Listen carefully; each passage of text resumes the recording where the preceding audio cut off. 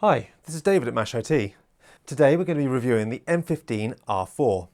This is the latest range of Alienware 15-inch laptops with the new 3000 series graphics cards. Now there will be timestamps below, so if you have seen the reviews of the R3 or the R2, which are a very similar chassis, then feel free to skip ahead to the parts that are going to interest you. But I am going to go through this for people that haven't seen one of these Alienwares before, and we are going to take a quick look all around the machine. So this is Alienware's 15-inch Slim and Light M15 Revision 4 gaming laptop. It's a 15.6-inch 16:9 screen with an Intel 8-core processor, either an unlocked version if you go for the upgraded, or just the standard 8-core 16-thread 10870H CPU. It also comes with NVIDIA's new range of 3000 series GPUs. Now this model has the 3070. You can also upgrade to the 3080 if you wish, and I'm sure coming soon, because it is on their website already, is the 3060 version.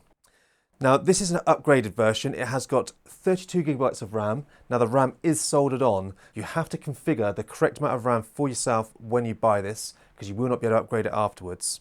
Now this model also has two 256 gigabyte SSDs in RAID, so we'll take a look at that later on, because inside here you've got two M.2 80mm slots for your standard SSDs, plus a smaller slot for a shorty SSD, which we'll take a look at later as well.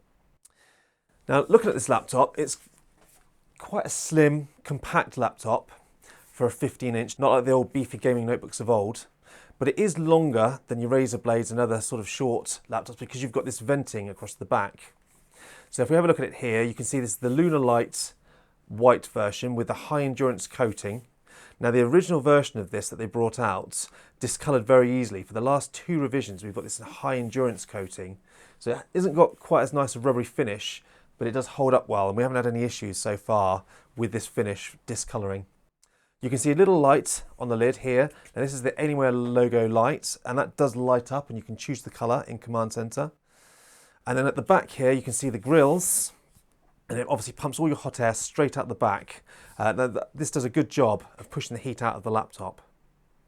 And then lastly, we've got the nice ring, illuminated ring around the actual laptop itself, and you can change the colour of that also in the Command Center. So whilst we're looking at the back, I'm going to quickly go through the ports. We've got an HDMI 2.1 port, a mini display port, a Thunderbolt with power delivery USB-C port, the Alienware amplifier port, and the power jack. And on the left side of the laptop, we've got an RJ45 or an Ethernet port, and we've got a USB 3 port and a headset jack. And on the right side of the laptop, we've got a micro SD card and a further two USB 3 ports. On the front of the laptop, all you have is just the sort of forward and down firing speakers on the laptop. If we look at the bottom, you can see we've got the intake grills, which is a nice honeycomb design, and obviously full length feet at the front and the back. Okay, we're going to open it up. One-handed opening works fine. Now opening this laptop up, as you can see again the Lunar Light on the palm rest. So to start with, the touchpad. It's a glass touchpad with Windows Precision drivers. It tracks well, gestures work nicely, and it's a nice responsive touchpad to use. My only slight complaint is I wished it was a little bit bigger because it is quite compact for a touchpad after using a lot of other laptops. Moving up to the keyboard. This is one of the things I love the most about this range of laptops. The keyboard they've used in here, they've obviously spent a lot of time on this. It's per key RGB. The backlight comes through nicely. The keys themselves, it's a great layout. The keys are crisp and they've got great tactile feedback. It's really quite a nice typing experience, and it's definitely one of my favourite gaming laptops for actually typing on a machine, and it's certainly, I think it's as good if not better than the XPS 15s and well, most of the other productivity laptops out there as well. Now the 15-inch keyboard on this M15, you'll notice a centred keyboard without a number pad. If you do want the keyboard with the number pad, then you need to step up to the M17 R4 version. You'll find a link to the review of that down in the comment section down below. But this version has the centered keyboard without a number pad. This is my personal preference because I like the keyboard right in the middle of the deck. I know a lot of people out there do want that number pad, but obviously then that shoves this keyboard right over to the left-hand side. Also, the speakers are down and forward firing, so they sound great for a gaming notebook. Definitely, of the gaming notebooks I've tested, one of the best pair of speakers I've used so far. Now moving up, above the keyboard deck, You can see again the sort of the honeycomb finish across here. Now these are air vents. This is again, as well as the bottom, you've got the top here that sucks the airs in, and then it's exhausted out both sides and the back. So it does do a great job of bringing the air in and pushing it back out of this laptop. And on the right hand side, you can see the little alien head. Now this is the power button, but the great thing about these Alienwares with this power button, it's obviously lit. Now when you're on battery, by default, it is sort of an amber color. And when you're plugged in, if the battery's full, it'll be blue by default, or flashing yellow and blue if it's charging. Now you can change the colors of the actual alien head in the command center if you wish, but it's just nice because if you accidentally pull your power lead out or you've not turned it on at the wall, you'll know instantly you're running on battery, and that's probably where you've got poor performance. Now up to the screen. As of the time of buying this from Dell UK, there was only 2 screens available, the 300Hz panel and an OLED 4K panel. I've got the 300Hz in, because obviously this is more of a gaming notebook in my eyes. I don't really want a 4K OLED panel. I'd rather have a 300Hz. The panel itself, it gets pretty bright at about 350 nits. The colour accuracy is really well done. It's got a matte finish, so obviously you can use it outdoors as long as it's not too bright on the screen, but it does well with actual reflections. And it is incredibly fast. It's got 300Hz and it is a good response time. So we will look at a couple of games in a little while, but in my time playing with this machine so far, I've been really impressed with this panel. It's one of the things that a lot of the sort of the gaming laptops are doing these days. They are bringing in really high response times laptop screens. Now, admittedly, this 3070 mobile and this 8-core Intel CPU is never going to get 300 plus hertz on the majority of games out there, unless you're talking esports titles. But it is such a responsive screen that although you may not be hitting 300 frames per second, you still feel really well connected with this screen itself. And lastly, as we get to the top of the screen, we've got the webcam and the microphones. I've done a quick recording of that. Okay, this is a test of the microphones and the webcam on the M15 R4. And that pretty much covers the actual overview of this laptop. So now let's quickly look at the performance of this laptop. We've completed all of these benchmarks on this laptop in its default balanced performance mode with the default stock Dell drivers. We've done the same with the previous generations and also with the M17, so then you can go and compare against those and you should get a relative result. So firstly, we completed a run of Cinebench R20, which fully maxes out our 8-core 16-thread CPU. It completed the majority of this run at 3.9 to 4 GHz and gave us a score of 3,743, which is a good score on the balance profile and very similar to the larger M17 R4, which also has a vapor chamber like this. So it's doing a reasonably good job cooling this CPU. We then completed the Geekbench 5 CPU benchmark. We got a single core score of 1,170 and a multi-core score of 7,371. Again, these are good solid scores for this Intel 8-core processor, and the single core is pretty good for this generation, only beaten by the Tiger Lake CPUs, which are only 4 cores. So it'd be nice when Intel does bring out refreshed 6 and 8 cores later on for those. But the multi-core score is pretty solid for a gaming laptop of this size. So that takes us on to the Geekbench 5 OpenCL benchmark, which gives us a GPU score of 109,422. So that's a good performance on this 3070. Now this 3070, from looking at it, and you'll see in the further benchmarks, is 140 watt with its boost. So again, like the M17 R4, Dell have allowed this to run at its maximum wattage for this 3070 card. So that takes us on to TimeSpy. Also, we're looking at the 3D. We've got a TimeSpy score of 10,416, of which the graphics score is 10,713 and the CPU score is 9,002. So good solid results there and very similar to the 17-inch version with the same specs. And the Firestrike scored 22,040, which has a graphics score of 28,334 and a physics score of 19,851. And lastly, a combined score of 8,896. So as you can see, with the 140 watt 3070, you're getting good benchmark results. We then tested the audio latency of the laptop. We got really good scores using Latency Monitor, and the low green bars at the left-hand side of the actual chart show that it's actually very low audio latency being completed. Now, I completed this Latency Monitor test whilst I was downloading games on Steam, surfing the web, and had some music going. So I was, putting this CPU through its paces whilst running this test. No high spikes. Really good scores, so you're not going to get any bad audio sort of pops and clicks whilst you're playing games, and you could use this machine for some audio work. And lastly, I've got a Crystal Disk Mark score for the RAID 0, and it's two 256GB SSDs. pretty underwhelming results, to be fair. 3,449 for the read and 1,646 for the write. I don't know why Dell are even bothering having these in a RAID when those scores are actually worse than a decent Samsung SSD. So if I was you, I didn't have a choice when I bought this on the Dell website. All I had the choice of was RAID. If you've got the choice in your region, don't even bother with the RAID. Get yourself a decent SSD and then have the spare slot to add yourself a second one a little bit further down the line. So just quickly looking at Alienware Command Center. If you've watched any of my other Alienware reviews, you'll know this isn't my favourite piece of software, but there are some useful features within this software that I do like. Now, firstly, I've changed it to the dark theme. You can also have it in light. Across the bottom here, this is where you'll make most of your changes. You can create yourself a profile, or you can put the lighting dim or dark to save you going right the way through to the actual lighting section. There's an overclock section just here. Then we've got, this is the most important, I think, the thermal profiles. I've currently got it set to quiet, but you can go from quiet right the way up to performance to full speed if you wish to blow your eardrums. Next to it on the right, we've got the audio settings. You can change this to the music, movies, or the gaming mode.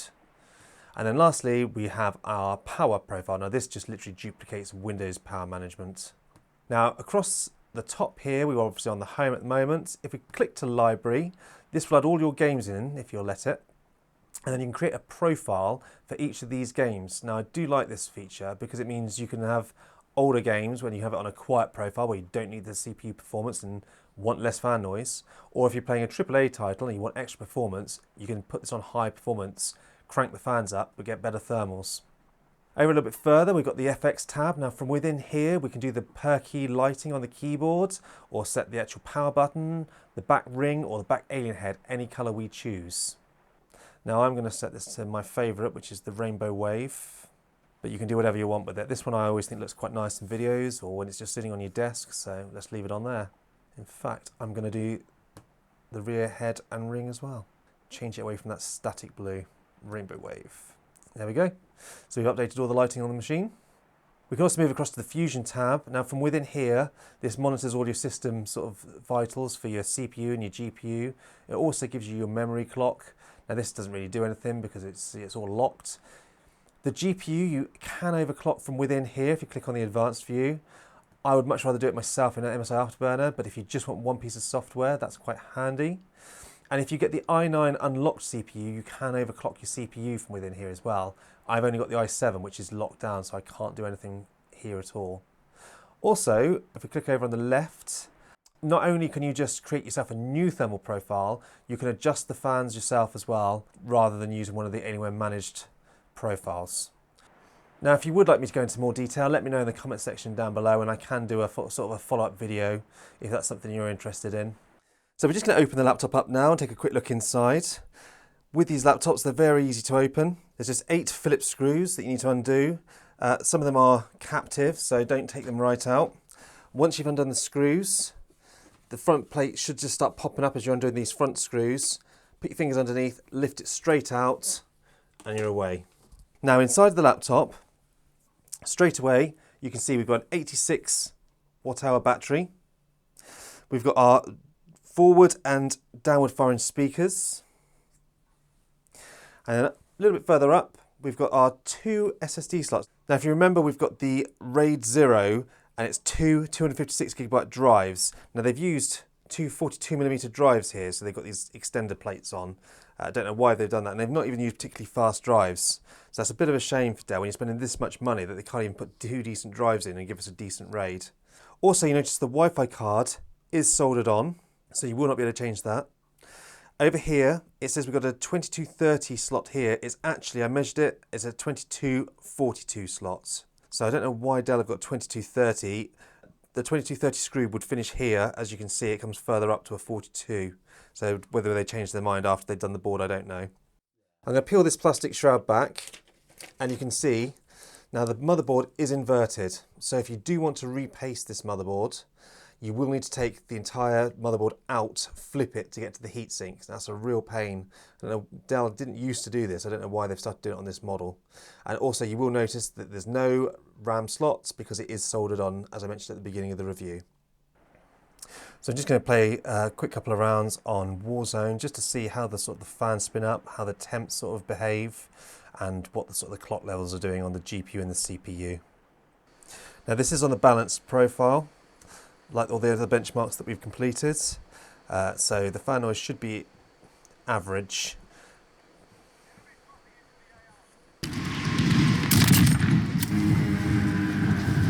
Enemy dropping into the AO. Your primary objective is to kill them all. Okay, so I've been playing for a little while now and the fans are sort of pretty consistent. I don't think they're going to get much louder than this. You can see the temperatures are getting quite high on the CPU. Obviously this 15-inch is a little bit of a smaller chassis than the 17-inch, which obviously fared a little bit better.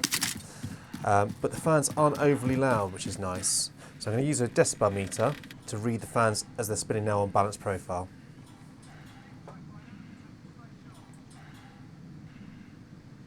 So you can see about 50 decibels on the balanced mode. Now it's actually quite a pleasant 50 decibels. It's more of a whoosh than a high-pitched whine that I've had on previous Alienware laptops. Now the GPU temp's about 79 now, it seems to be stabilising at, but the CPUs are pushing up into the 90s at times. Now I did put the settings at the beginning, but we are pretty much running 1080p max settings, but with no ray tracing. Now you can see as well the GPU is running up to about its 120 to 140 watts that it's allocated. So I've been playing quite a while for Warzone now, so hitting the system quite heavily. The keyboard is starting to warm up. I'd say it's hot to the touch, but it's not uncomfortable to play, but you can certainly feel the keys warming up. It's certainly warming up more than the M15 R4 did. Now with regards to the battery life on this model, this is a 300Hz panel, and with this panel they've disabled the Intel graphics card, so you've got no Optimus, you've got pure dedicated GPU. Also another thing to note is there's no G-Sync with this panel as well. Didn't understand that because the 17-inch version with the 360Hz panel has G-Sync. This does not. Bit of a strange one, but what this does mean when we're looking at battery life, you're constantly running the NVIDIA graphics card, and that is going to have a real hit on your battery life. In our testing at 50% brightness, streaming YouTube music at about 30% audio volume through the speakers, we got a grand total of 2 hours and 20 minutes of battery life. It's really quite poor. Now if you do particularly want battery life on this model, you need to step down to the 144Hz G-Sync stroke Optimus panel. This 300 has no Optimus. The base 144Hz model has Optimus. Now unfortunately when we bought this one from Dell UK, they didn't have that 144Hz panel available, so we couldn't get that one in. We will try and get that one in the future. So there we go, the battery life is poor. So what about the power adapter? This model ships with a 240Hz power adapter. Now it's quite a large adapter, but the good thing is it's relatively flat. So they've been shipping these for years, and I've been used to using these for years, and they do slip nicely into your bag, being that they are quite flat. I'd much rather something like this than a chunky square brick. They don't bulk your bag out, they just slide straight on in. So that's not bad. And also you have the option with this model that you can actually use power delivery through the Thunderbolt port. I have also done a video looking into this about what it will accept with regards to power banks and USB-C chargers. That video will also be down in the descriptions below if you wish to watch it. But I will let you know that you can get up to about 100 watts in through the power delivery. But it's only really good for office work. You won't really want to be gaming because it really does cut down the graphics card whilst using the power delivery. Right, so that leads me to the conclusion of this laptop. I've loved the Alienware M17 and the Alienware M15 range for a while now. I love the look of these laptops. They're available in this Lunar Light or the Dark Side of the Moon, both great colours. I like getting the Lunar Light in because it's something a little bit different from your sea of black or silver laptops. The thing I love about these laptops, they're sleek, but Dell still gives you the full throttle performance with their vapor chamber cooling and the decent vents that they've got throughout the laptop. That said, it is pretty loud. Now you can switch it to quiet mode and it's okay, but if you put it on performance or max fans, you're going to want a decent pair of headphones. Now, the negatives to this laptop, especially this configuration that I've bought, is firstly, really poor battery life. The 300Hz display and lack of Intel graphics card means that you are literally almost a mobile UPS rather than a decent laptop with battery life. 2 hours on light use, you're probably talking about an hour on moderate use. You're really not going to be powering very long without the power adapter. The other negative of these laptops is the soldered on RAM and the soldered on Wi-Fi cards. Wi-Fi cards probably isn't that big a deal, but the RAM is annoying. You have to make sure you buy the amount of RAM that you want when you buy this laptop. But But on the positive sides, you've got two 80mm M.2 slots for your SSDs, plus a small 42mm slot for a third SSD. So you've got plenty of room for expansion on a slim and light laptop. The keyboard, the screen and the speakers are all great, which make it a really lovely package. The cooling is fantastic. As I say, it does get a bit loud, but it will literally run at full throttle for that 100 odd watt CPU and the 140 watt GPU, giving you great solid all day gaming performance. So would I recommend this laptop? I would say absolutely yes. Now the price on Dell's website, particularly in the UK, is very expensive. I would say never buy at full price if you're buying from Dell. Always either haggle with their sales reps or wait for a voucher. This one was $2,500 in the UK when I bought it. There wasn't much choice with regards to the specs, so I just bought the base $2,500.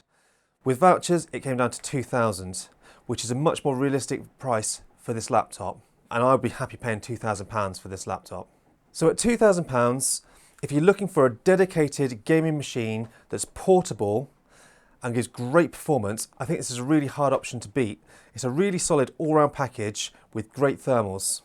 Now the good thing about Dell is obviously they have configuration options, so you can change the screen. And I'd say if you do want the longer battery life, get the 144Hz screen. If you're looking at this machine as purely dedicated gaming, then you can get the 300Hz. There is also an OLED option as well if you're using this for content creation, and I'd say this certainly is an option. It's such a fantastic keyboard to type on, and it has good speakers, that it could be a great content machine as well as a gaming laptop. Well, if you've got any questions or any comments, please leave them down below and I'll do my best to get back to you. We will be completing more videos on this laptop coming soon, and also a comparison against the M17 we've recently reviewed. Plus we have plenty more laptops coming into the channel. So please like and subscribe and hit the notifications buttons if you'd like to see further content. And lastly, thank you for watching.